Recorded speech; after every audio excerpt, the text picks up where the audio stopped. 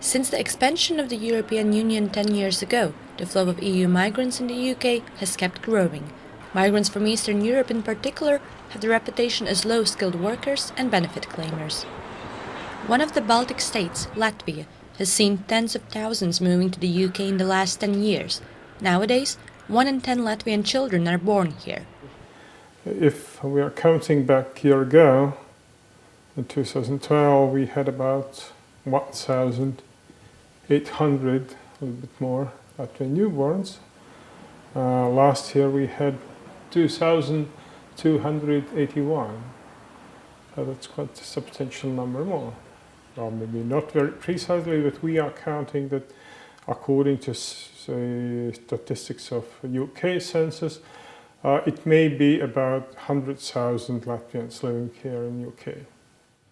Annie Michelsone moved to London 8 years ago, and her daughter Shannon is born here. She's a single mom living in Harrow, but hasn't claimed benefits since returning to work.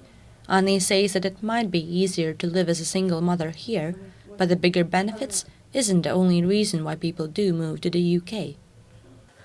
So as far as I know, you need to work for some time to be able to actually claim something. You can't just come and say, I'm here, give me some money.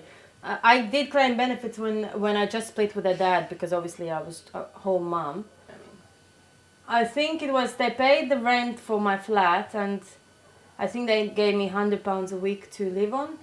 But that obviously come the transport where she had to go to nursery or something. That would be food and bills, everything. So it wasn't that great. Latvia, a country with a population of less than 2 million, is only a couple of hours away on a plane. However, many women here still long for the opportunities the Western world can provide. Here in Riga, it's a few days before the International Women's Day. Some of its traditions are very much like the ones in the Soviet times. For example, women can expect to feel very special on the day and receive flowers from their male colleagues, partners, and even complete strangers.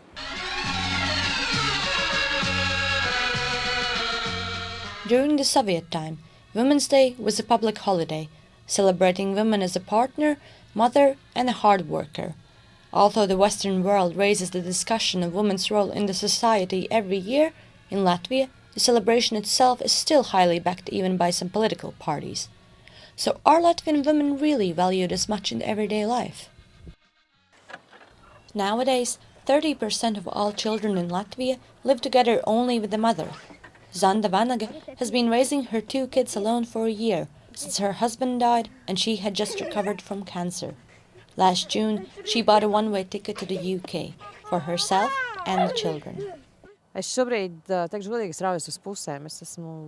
the moment, I'm really tired from everything. I go to work early in the morning, I come home very late, plus I bake cakes to get some extra income. I'm basically always at work.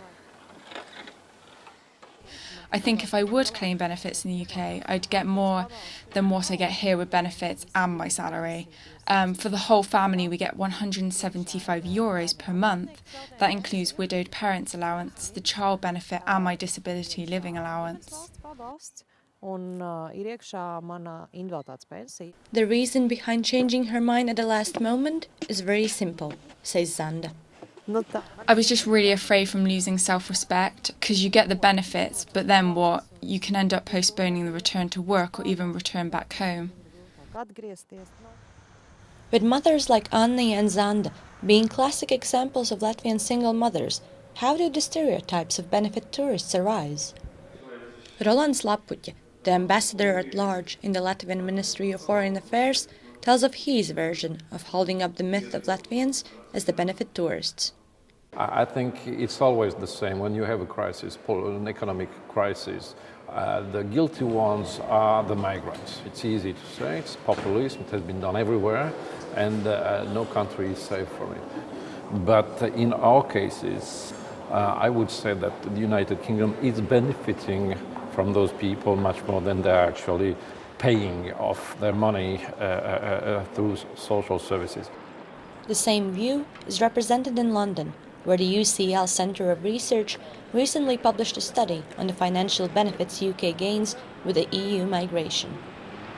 Well, I mean, many of EU immigrants come here for work. They don't come here for benefits. Immigrants in general are motivated by labor market opportunities. That's not just the case for immigrants coming to this country, but also immigrants coming to many other countries. And if it comes to the extent, our research shows that immigrants from EU countries have 35% put in more, have put in 35% more in terms of taxes than what they have been taken out in terms of benefits. While the UK government makes new restrictions for benefit access, the number of Latvian migrants leaving for a better life on the island continues to grow. However, David Cameron's efforts might prove to be useless, as immigrants, especially single mothers, seek fairness at work and social understanding much rather than the big benefits. This is Edite Garjane for City News.